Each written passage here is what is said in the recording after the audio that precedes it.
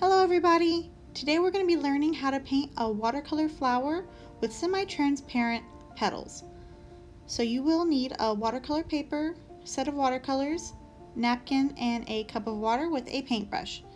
I'm going to use the top of the lid to my watercolors as a palette as I add water into my paint mixture. I like to start with the petals and bring them all to a point where they would meet and grow out of the stem.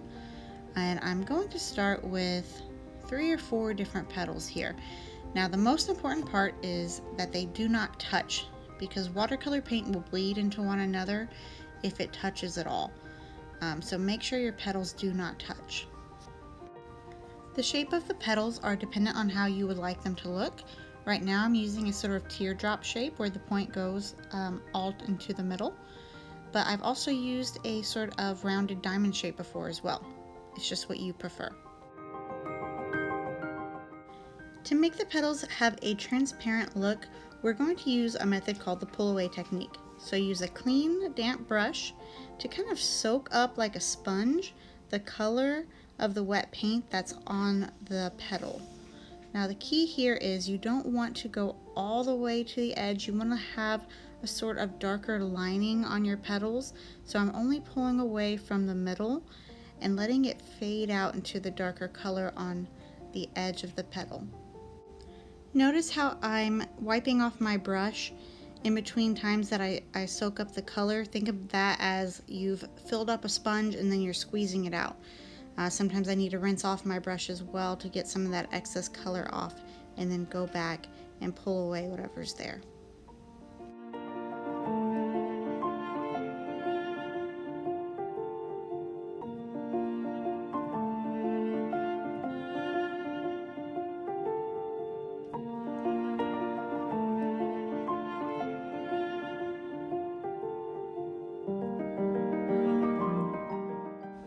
I'm going to show another example in another color. I think that the blue flowers typically turn out really pretty, so I'm going to use a blue. And again, mixing it on the lid of my palette so that I have a space like a painter's palette to add some water and make it a little bit lighter.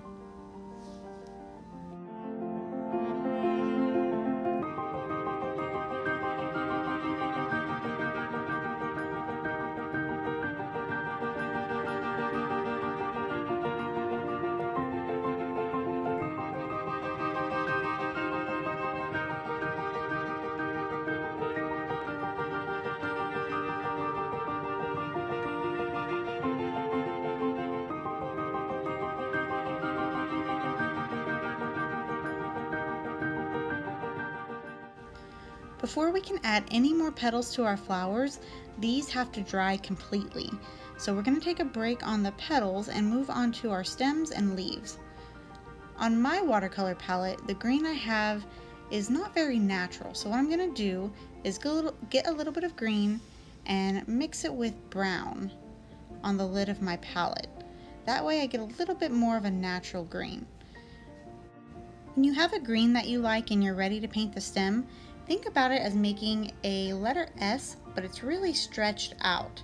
So it makes this nice kind of elegant curve, and you press lightly against the paper when you're starting and then pull away with the brush so that you have a thinner line at the bottom. It just, almost like calligraphy, it pulls away to make that sharper point.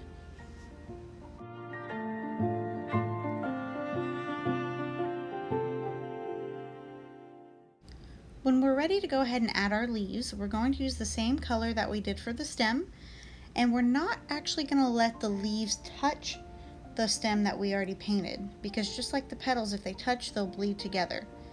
Now the interesting part that we're going to do with these leaves is we're not going to have an entire leaf in one color. We're going to have half a leaf. So right now, you paint half a leaf.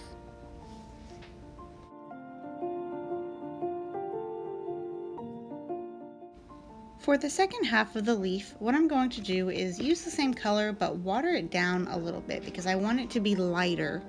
So I'm adding more water to the green color I had and then finishing off the second half of the leaf, being careful not to let them touch. Use this method for any and all leaves that you want to add to your flowers. Once you are finished with your stems and your leaves, go ahead and let them dry completely, because our next step is to add the next layer of petals to our flowers, but we cannot work on them until those petals are completely dry.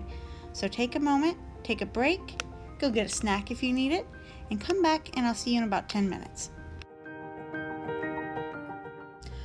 Welcome back! Now that our petals are nice and dry, we're going to paint the new ones over top. And the new petals we're going to paint are going to go in between two of the dry ones. So each new petal we paint goes in between two of the dry ones, but we want to make sure the new petals that we're painting don't touch each other so they don't bleed into one another, just like the old ones we did. Then once you finish painting your petals, go ahead and do the pull away technique that we did on our petals the first time around. That way we get this nice transparent look to where we see our first round of petals through the second round.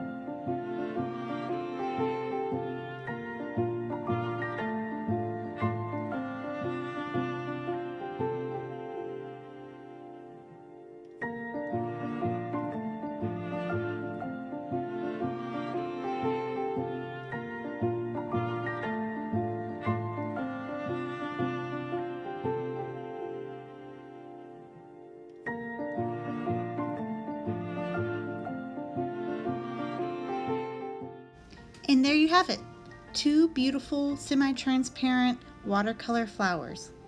Take a picture of your work and add it into the comments below. I'd love to see it.